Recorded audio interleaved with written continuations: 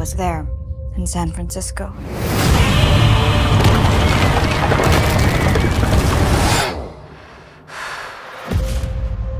When the whole city was coming down, these guys were taking pictures, like they'd been waiting for it. You think that your father was working for them? This stuff was in a safe. Who are they? What's Monarch?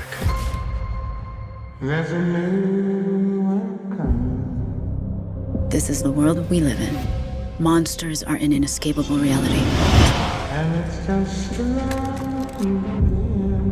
Those files belong to us, and they are more important than you could possibly imagine. There's a new one coming. This is gonna give me nightmares. This one's coming to an end. Now, you can choke down that Monarch lie. This one's coming to an end. About your father disappearing. Or we can find out what really happened before it's too late.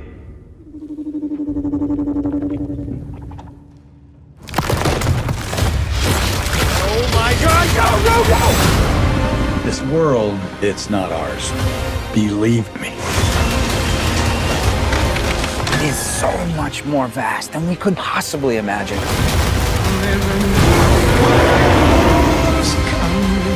These monsters and Monarch have taken everything from me.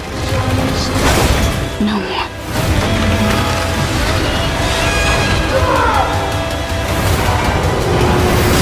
The world is on fire.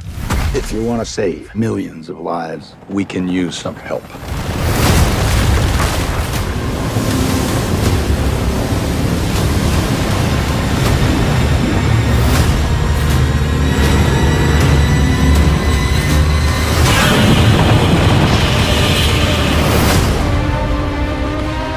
There's a new one coming. Hello, everyone. My name is Heather Hurt with the NRW, where nerds rule the world. I'm here today with Chris Black, Matt Fraction, who are both co-creators and executive producers of Monarch, Legacy of Monsters, along with Matt Shakman, who is an executive producer as well, and a director, just putting on all those hats. The show premieres on November 17th on Apple TV+. Hi, guys. How are you today? Really good, thanks. How are you?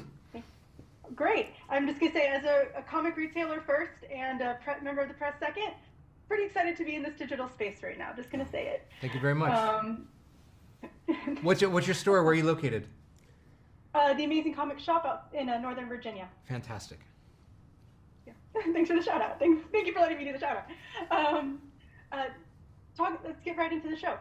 The show delves into the more human aspect of a monster universe. Why did you all decide to go towards Monarch instead of doing more of the Titans with this expansive universe? Well, I think hopefully there will be Titans. I mean, that this is it's a show that lives in this universe. It's what an audience is going to expect, and frankly, it's what we want to see. It's what's fun and exciting and spectacular about the world. But we didn't feel that was a story that could sustain a television series. You know, that the best TV shows and the most successful TV shows and the ones that I know and love and want to watch are the ones that create a group of characters that you invest in, that are going to pull you forward through their story episode after episode. And it just felt like that was the formula for creating a sustaining television show.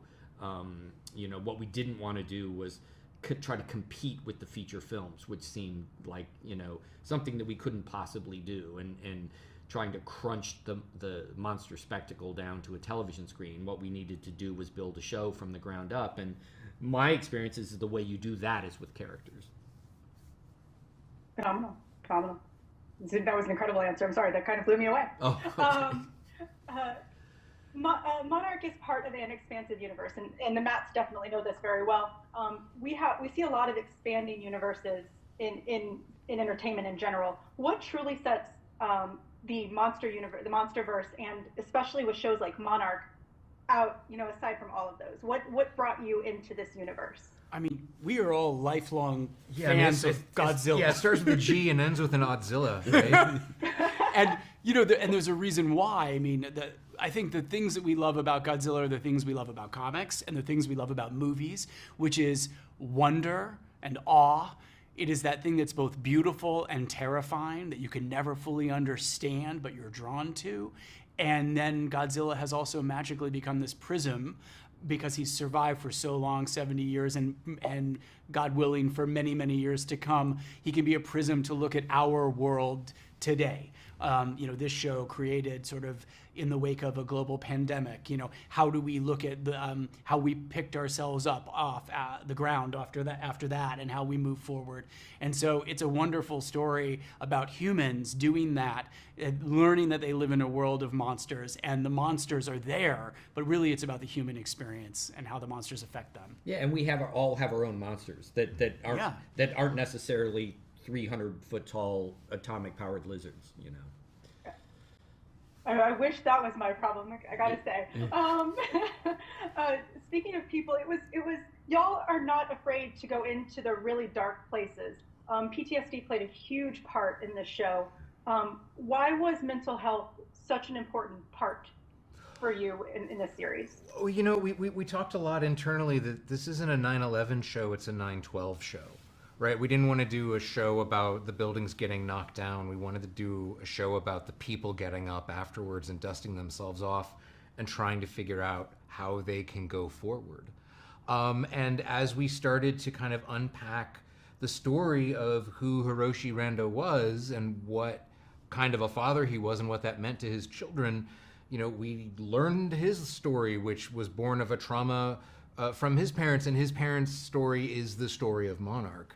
And it's ultimately all one tale, but this sort of generational thing passed down the line felt like a incredibly relevant and potent metaphor, and also appropriate use of the Godzilla prism, right? Like this sort of the rippling waves that damage can cause, and can cause outside of linear time. There's just because the terrible thing happens today, 10 years from now is when it could hit you. Yeah. That makes everyone so vulnerable. It's the post and post-traumatic. Yeah. I mean, that's there's coup and après coup. It's not the hit; it's the after hit that is the nature of trauma and traumatic recovery. And to tell a show about traumatic recovery means it lives in this space of trauma and survival and resilience and hope. I hope. Absolutely, and it's absolutely beautiful. All right, last really quick question. Who is your favorite Titan? Each one of y'all. Kurt Russell. Fair. But non-human Titan, Godzilla. Probably. No, Kong. It's Kong in my heart. It's Godzilla in my head. He's always battling. It's Kong. Kong It's Kong. and Godzilla. It's Kong in my heart. I think Matt and I are Godzilla men. Through and through. Definitely. All right. That's absolutely fair. Monarch Legacy of Monsters premieres globally on Apple TV Plus on November 17th. Great. Y'all look forward to it. It's really, really good. Thank you guys so much.